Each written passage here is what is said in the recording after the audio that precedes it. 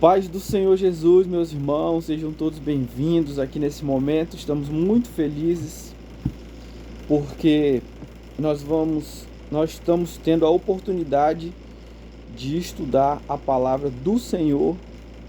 E isso é muito maravilhoso, né, irmãos? Muito maravilhoso, porque a gente sempre aprende a gente sempre absorve muitos ensinos preciosos para a nossa vida. E a gente, como eu escutei uma pregação do apóstolo Marlúcio, gostei muito do que ele falou, né? A gente estuda para quê? Para viver e não para pregar, certo? E nós estamos exatamente nesse momento aqui para isso. Nós estamos estudando para viver, para entender e para aplicar isso na nossa vida. Amém? Quero pedir aqui já de início, deixa a sua curtida, se inscreva no canal, nos ajude, irmãos, nos ajude aí a fortalecer esse trabalho de pregar o Evangelho de Cristo. Amém? Vamos estudar aqui nesse momento o Evangelho de João, capítulo 6. Prepare seu papel e caneta aí, faça suas anotações daquilo que mais lhe chamar a atenção, daquilo que mais lhe impactar, daquilo que mais tocar ao seu coração. Amém? Vamos lá? Diz assim, usar minha versão King James. Passado algum tempo, Jesus foi para outra margem do mar da Galileia, que é o mar de Tiberíades. Então uma grande multidão o seguia, porque tinha visto os sinais que ele realizava nos enfermos. E isso aqui não mudou, né, irmãos? O motivo que faz muitas pessoas seguirem ao Senhor é exatamente pelos sinais, exatamente pelos milagres. Tem muitas pessoas que elas se aproximam do Senhor, que elas entregam sua vida ao Senhor, que elas estão na igreja, mas porque elas querem o milagre, elas não querem o Senhor. A motivação delas é apenas em busca de um benefício próprio e não de buscar ao Senhor. Verso 3. E Jesus subiu ao monte, sentou-se ali com seus discípulos. Ora, a Páscoa, uma festa dos judeus, estava próxima. Jesus ergueu os olhos e, vendo uma grande multidão que vinha em sua direção, disse a Filipe: onde compraremos pães para lhes dar a comer? Mas disse isso apenas para provar, pois ele bem sabia o que ia fazer. Olha que interessante aqui. Jesus, nesse momento aqui, ele está testando, está provando Filipe, provando a fé do discípulo Filipe. E aí nós precisamos entender que nós, irmãos, quando nós estamos em Cristo, Deus, o próprio Deus, ele permite as provações. Ele permite que nós venhamos ser testados. Ok? Precisamos entender que é Deus, não é o diabo, é Deus. A não ser que seja uma situação que a gente quebre princípios e a gente se afaste do Senhor, ok? Mas é outra situação. Mas quando nós estamos no Senhor, é o próprio Deus que nos prova. E é a Bíblia que diz isso. Presta bem atenção o que diz o Salmo 66, a partir do verso 10. Diz assim: pois tu, ó Deus, nos puseste à prova como a prata é provada no fogo. No verso 11, nos deixaste cair numa armadilha, puseste fardos pesados sobre os nossos ombros, deixaste com que os inimigos pisassem sobre as nossas cabeças. Passamos pelo fogo, passamos pela água, mas tu nos levaste a um lugar de abundância. Olha, né? Que maravilhoso. A conclusão, né? A conclusão é maravilhosa, mas o processo é dolorido. Presta bem atenção, é Deus. Deus prova o homem, o ser humano, no fogo. O que significa isso, pastor? Provar a pessoa no fogo. Uma situação, irmãos, presta bem atenção. Quando o salmista usa essa ideia, né, usa esse exemplo, usa esse exemplo da prata, a prata sendo provada no fogo. A prata no fogo é para ela passar por um processo de purificação. No entanto, se ela for exposta mais do que o necessário no fogo, ela é o que? Destruída. É exatamente o que acontece com a gente. Situações que aparentemente ela vem para nos destruir, para acabar com a nossa vida. E aí o que Deus faz? No momento certo, Ele nos tira, Ele nos arranca da situação difícil. Amém? Que assim seja sobre a sua vida. No verso 12 ele diz, aliás, no verso 11 ele diz assim, deixaste com que a gente caísse numa armadilha. O que é isso? Armadilha. O animal, quando ele cai numa armadilha, ele não tem saída. Ele não tem um escape. É exatamente essa situação. Deus, ele permite situações na nossa vida que a gente olha para um lado, olha para o outro e não vê, sabe, um escape e não vê uma saída. Mas a situação, ela vem com a intenção de fazer com que a gente se renda aos pés do Senhor. E olha que interessante na parte B. Puseste fardo pesado sobre os nossos lombos. O que é isso? E aí continua a situação mal. A situação que parece... A situação, ela vem com a intenção de te paralisar.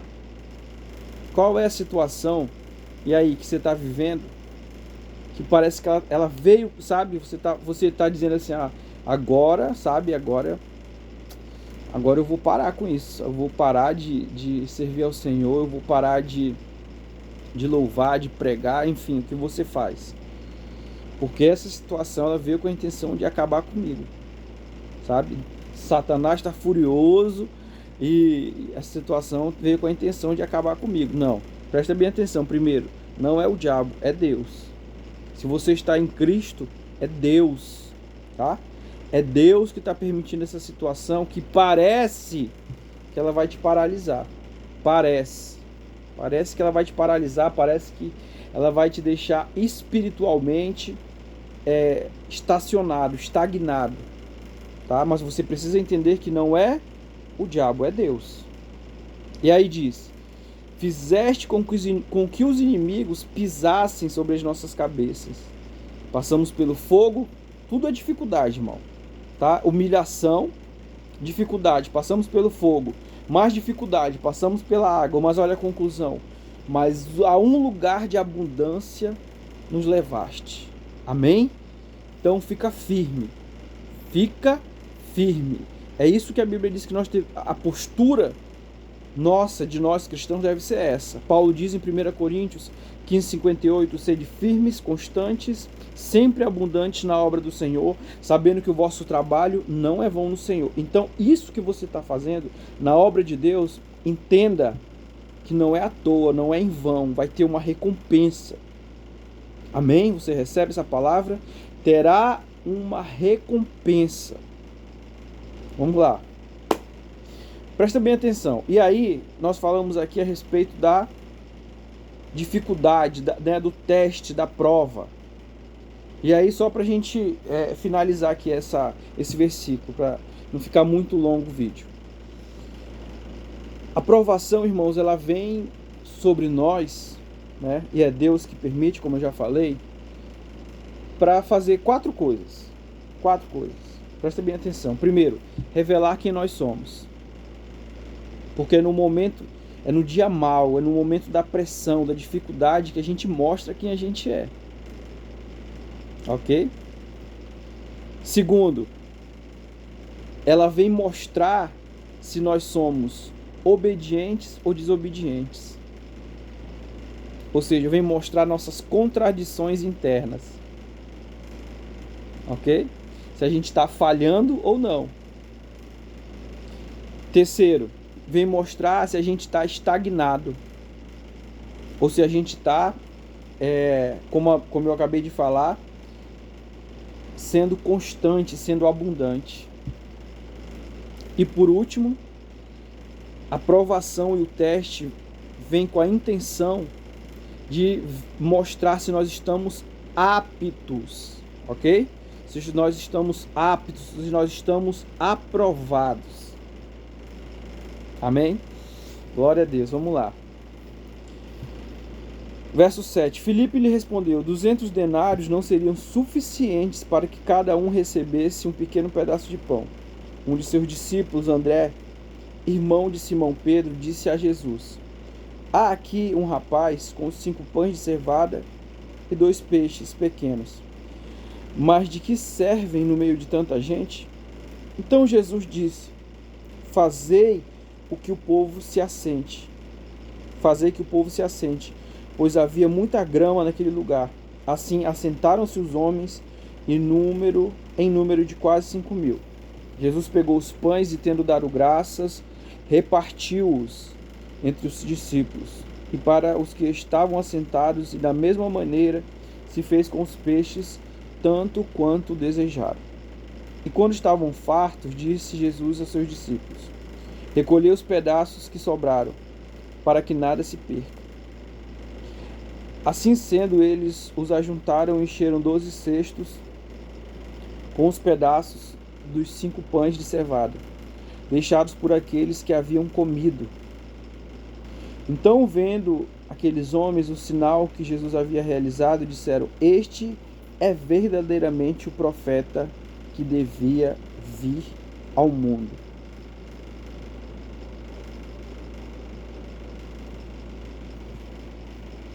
Olha que interessante, no verso 12. No verso 12, a Bíblia diz aqui que Jesus disse aos seus discípulos para recolher aquilo que estava sobrando. Para quê? Para que não houvesse nenhum tipo de perda. A Bíblia, irmãos, 1 Coríntios 11:1, Paulo vai dizer que nós devemos ser de meus imitadores como eu sou de Cristo. Ou seja, a nossa referência é o Senhor Jesus. Ok? Ou seja, nós devemos nos comportar, nos parecer com Ele. E olha o comportamento que Jesus teve. Um comportamento de zelo, de cuidado, de evitar o desperdício. E nós? Será que nós estamos evitando o desperdício? Pastor, desperdício de quê, pastor? Do nosso tempo, da nossa energia, da nossa força, do nosso dom, da nossa saúde. Será? Irmãos, se as pessoas, e eu estou falando de cristão, se muitos dos nossos irmãos em Cristo, eles usassem a Bíblia igual eles usam o celular, meu irmão, a vida deles seria outra. A vida deles seria outra. Se eles usassem o tempo deles para orar igual eles usam o tempo para mexer no celular, meu irmão, a vida deles espiritual seria outra.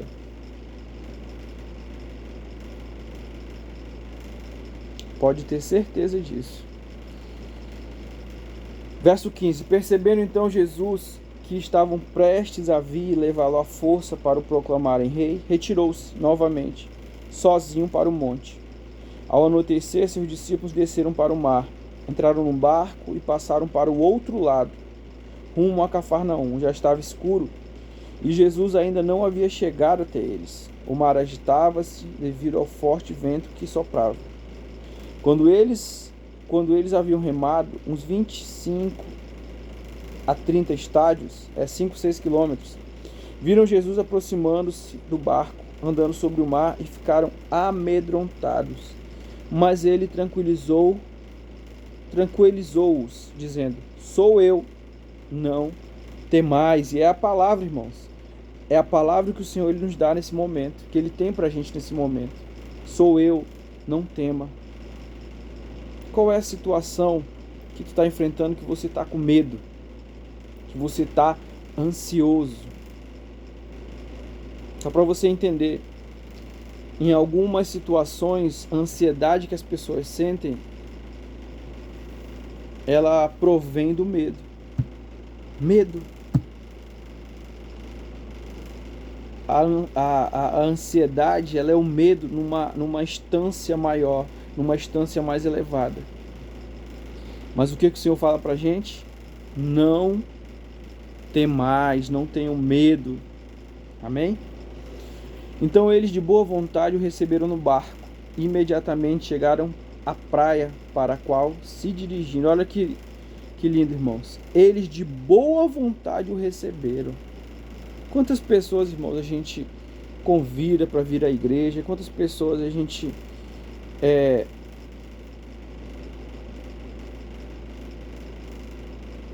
evangeliza, a gente ora, a gente dá uma palavra, sabe, para elas, e elas não recebem de boa vontade.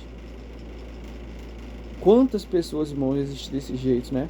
Mas a Bíblia aqui, ela está mostrando isso como exemplo, que nós devemos receber o Senhor de boa vontade. No dia seguinte, as pessoas que ficaram do outro lado do mar viram que ali não havia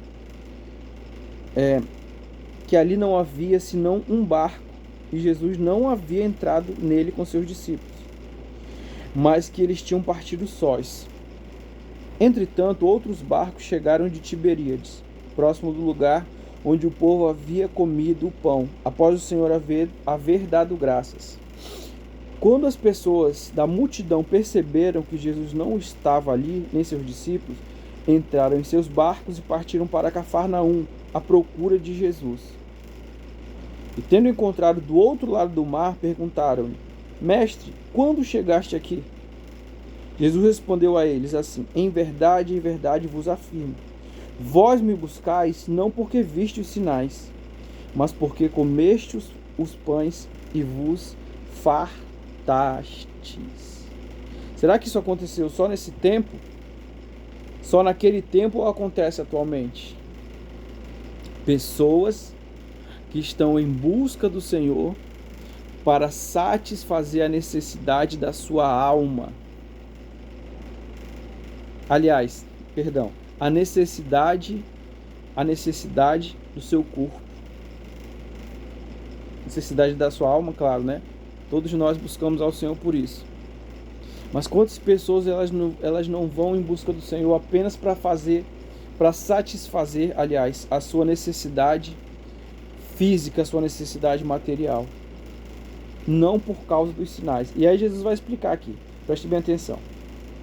Trabalhai não pelo alimento que se perde, mas pela comida que permanece para a vida eterna, alimento que o Filho do Homem vos dará, pois Deus, o Pai, colocou seu selo sobre ele. Presta atenção, ele diz: não trabalhai não pelo alimento que se perde, mas pela comida que permanece para a vida eterna. Ou seja, Jesus está falando a respeito da salvação. Você não trabalha por aquilo, pelo alimento que se perde, mas pela comida que permanece pela vida eterna, ou seja, pelo Senhor. Ele está falando por Ele e por causa da salvação. Então eles questionaram a Jesus: que faremos para realizar as obras de Deus? Jesus lhes asseverou: a obra de Deus é esta, que creiais naquele que por Ele foi enviado. O objetivo da obra de Deus é fazer com que o Senhor Jesus seja conhecido. Por esse motivo desafiaram: que sinal poderás realizar para que o vejamos e creiamos em ti? Que obras farás? Nossos pais comeram maná no deserto, como está escrito: Ele lhes deu a comer pão do céu. Respondeu-lhes então Jesus: em verdade vos asseguro, não foi Moisés quem vos deu o pão do céu, mas meu Pai quem vos dará o verdadeiro pão do céu. Pois o pão de Deus é o que desce do céu e dá vida ao mundo. Ou seja, Deus estava falando dele próprio. Então eles pediram a Jesus: Senhor, dá-nos sempre desse pão. Diante disso, Jesus ministrou-lhes: eu sou o pão da vida. Aquele que vem a mim jamais terá fome, e aquele que crê em mim jamais terá sede. Amém, Jesus. Amém. Todavia, como eu vos disse, embora me tenhais visto, ainda não credes. Todo aquele que o Pai me der, esse virá a mim, e o que vem a mim, de maneira alguma o excluirei. Pois eu desci do céu, não para fazer a minha própria vontade, mas a vontade daquele que me enviou. E esta é a vontade do Pai, o qual me enviou, que eu não perca nenhum de todos os que ele me deu, mas que eu os ressuscite no último dia. De fato, esta é a vontade daquele que me enviou, que todo aquele que vir o Filho e nele crer, tenha a vida eterna, e eu o ressuscitarei no último dia. Está bem explicado aqui. Então os judeus começaram a se queixar dele, porque dissera: eu sou o pão que desceu do céu. E comentavam: não é este Jesus, o filho de José, cujo pai e mãe nós conhecemos? Como pode então ele dizer: eu desci do céu? Aqui nesse momento, irmãos, eles começam a colocar Jesus num lugar de naturalidade. Começam a colocar o Senhor Jesus num lugar comum. É o que acontece, irmãos. É o que acontece com muita recorrência. As pessoas começam a colocar o Senhor, começam a colocar a sua palavra no lugar de normalidade, de naturalidade, no lugar comum. É o que muitas vezes nós fazemos. A gente escuta uma palavra muitas e muitas vezes, aí a gente já tem o hábito de falar: essa palavra eu já sei. O que é isso? Colocar a palavra do Senhor, colocar o Senhor num lugar comum, como se a palavra não tivesse poder. Por essa razão, Jesus assim respondeu-lhes: não murmureis entre vós. Ninguém pode vir a mim, a menos que o Pai, o qual me enviou, o atrair, e eu o ressuscitarei no último dia. Está escrito nos profetas: e serão todos ensinados por Deus. Sendo assim, todo aquele que ouve o Pai e dele aprende, vem a mim. Não que alguém tenha visto o Pai, a não ser aquele que vem de Deus. Só ele viu o Pai. Em verdade vos asseguro que quem crê em mim tem a vida eterna. Eu sou o pão da vida. Vossos pais comeram maná no deserto e estão mortos. Este é o pão que desce do céu, para que todo o que dele comer não morra. Eu sou o pão vivo que desceu do céu. Se alguém comer deste pão, viverá eternamente. E o pão que deverei dar pela vida do mundo é a minha carne. Olha que interessante. Nesse momento aqui, Jesus está falando, verso 49. Os vossos pais comeram do maná no deserto e estão mortos. O que Jesus está falando? Só para a gente entender qual é a ideia aqui que o Senhor quer passar. Irmãos, você já observou que a gente perde a nossa saúde, perde muitas vezes a nossa família, o casamento, os filhos, perde tudo aquilo de precioso que a gente tem e que foi Deus que nos deu, por causa do nosso trabalho, por causa das nossas necessidades físicas, em busca de ter uma vida melhor e de dar uma vida melhor para nossa família. Perde saúde, família, casamento, comunhão com Deus, que é o mais importante, em busca de ter uma vida melhor, em busca de ter um alimento melhor dentro de casa. E aqui eu não estou falando que é errado. Eu estou falando que precisa existir uma escala de valores, ok? Precisa existir uma escala de valores, precisa existir a questão da prioridade. Entende? Precisa existir isso. Porque do contrário, é isso que Jesus está falando aqui. Essa é a ideia que Jesus está passando. Não é o pão que é nesse sentido. Vocês não vieram em busca de mim por causa do pão, mas o pão que os pais de vocês comeram, o maná que o pai de vocês comeram no deserto, eles estão mortos. Mas eu sou o pão que desceu do céu. Eu vou ressuscitar vocês no último dia. Quer dizer, Jesus está falando aqui do nível de importância dele, sabe? Que era algo que no nosso tempo, né, não necessitaria nem ser enfatizado. Ok? Não necessitaria nem ser enfatizado, né? Exatamente pelo sacrifício vicário que o Senhor fez por todos nós. Houve então grande discussão entre os judeus, esbravejavam uns com os outros. Como pode este homem dar-nos a comer a sua própria carne? Irmão, você vê aqui, que, sabe, a mente racional, a mente natural, ela tem dificuldade, como Paulo diz, de compreender as coisas do Espírito, porque ele parece loucura, né? E é exatamente o alvo, a pauta, né, da discussão aqui entre eles. Então Jesus advertiu: em verdade vos afirmo, se não comerdes a carne do Filho do Homem e não beberdes o seu sangue, não tereis a vida dentro de vós. Todo aquele que comer a minha carne e beber do meu sangue tem a vida eterna, e eu o ressuscitarei no último dia. Pois a minha carne é verdadeira comida, meu sangue é verdadeira bebida. Aquele que come a minha carne e bebe do meu sangue permanece em mim e eu nele. Assim como o Pai que vive me enviou, e eu vivo por causa do Pai, assim aquele que se alimenta de mim viverá por minha causa. Este é o pão que desceu do céu, de modo algum comparável ao maná, comido por vossos pais, que agora estão mortos. Mais uma vez ele enfatiza, né? Aquele que comer deste pão viverá para sempre. Essas verdades disse Jesus, enquanto ensinava na sinagoga em Cafarnaum. Portanto, muitos dos seus discípulos, ao ouvirem isso, disseram: dura é essa declaração, quem poderá compreendê-la? Quando Jesus percebeu em seu íntimo que seus discípulos estavam murmurando por causa de suas palavras, inquiriu-os: isso vos escandaliza? O que acontecerá quando virdes o Filho do Homem ascender para o lugar onde estava antes? É o Espírito quem dá vida. A carne em nada se aproveita. As palavras que eu vos tenho dito são Espírito e vida. Entretanto, existem alguns de vós que não creem. Pois Jesus sabia que desde o princípio quais eram os que não criam e quem o iria trair. Né? E olha, você vê assim, isso aqui é muito forte, irmãos. Porque você vê que ainda sabendo, né, aqui se manifesta a onisciência do Senhor. Ele sabia quem iria trair e sabia quem não cria. E mesmo assim ele tratava todos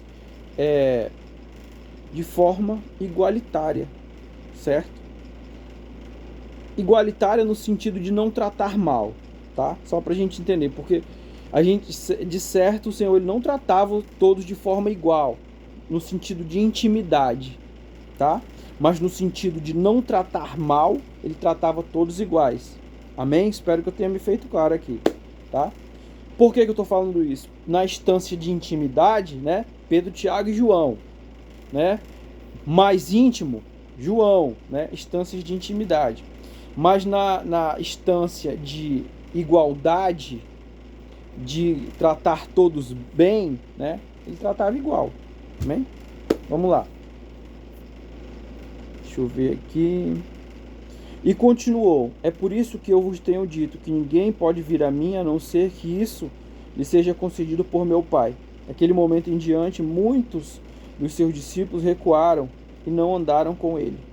Então Jesus interpelou os 12: vós também desejais ir embora? Mas Simão Pedro respondeu a ele: Senhor, para quem iremos? Tu tens a palavra de vida eterna. Sendo assim, nós temos crido e reconhecido que tu és o Cristo, Filho do Deus vivo. Revelação. Então Jesus acrescentou: não vos escolhi eu aos 12? Todavia um dentre vós é um diabo. Falava de Judas, o filho de Simão Iscariotes. Este, ainda que fosse um dos 12, mais tarde o haveria de trair. Muito forte, né, irmãos? Amém? Que nós encerramos o capítulo 6 do Evangelho de João. Espero que você tenha gostado. Deixe a sua curtida, né, e se inscreva no canal. E mais uma vez eu peço a você, irmãos, que nos ajude a fortalecer esse trabalho. Amém? Porque aqui, irmãos, eu faço o meu melhor, né? Faço o meu melhor, faço com dedicação. E eu aprendo muito, claro, né? Eu sou o maior beneficiado. Eu sou o maior beneficiário e o maior privilegiado de estar aqui, né? fazendo aquilo que o meu mestre, que o meu Deus me ordenou fazer. Amém? Vamos orar nesse momento. Deus santo e bendito, em nome de Jesus, Pai, nos livra, Senhor, de olharmos, de buscar ao Senhor apenas pelos nossos interesses egoístas, Senhor. Que Teu Espírito Santo continue aperfeiçoando em nós, Senhor, a boa obra. Senhor, que nós sejamos aprovados, Senhor. Obreiros aprovados, meu Deus. Em nome de Jesus. Abençoa o Teu povo, Senhor. Que a Tua presença, Senhor, seja suficiente para satisfazer, para completar a nossa alma, meu Deus. Nos livra, Senhor, de trair o Senhor, meu Deus. Trair o Senhor, meu Deus. Transgredir a Tua palavra, Senhor. De sermos iníquos, Pai. Mas que o Senhor, que a Tua presença venha transbordar sobre as nossas vidas. Abençoa, meu Deus, a cada um dos inscritos, Senhor, desse canal. Abençoa cada um que tem visualizado, Senhor. Que cada um possa contemplar, Senhor, o milagre. Cada um possa contemplar a Tua boa mão, Senhor, os sinais, as maravilhas, Senhor, sobre as suas vidas, pelo poder que há na Tua palavra, Senhor. Em nome de Jesus, amém e amém. Deus abençoe a todos, fiquem todos com Deus, foi um prazer e até a próxima, querendo Deus, João capítulo 7. Deus abençoe a todos.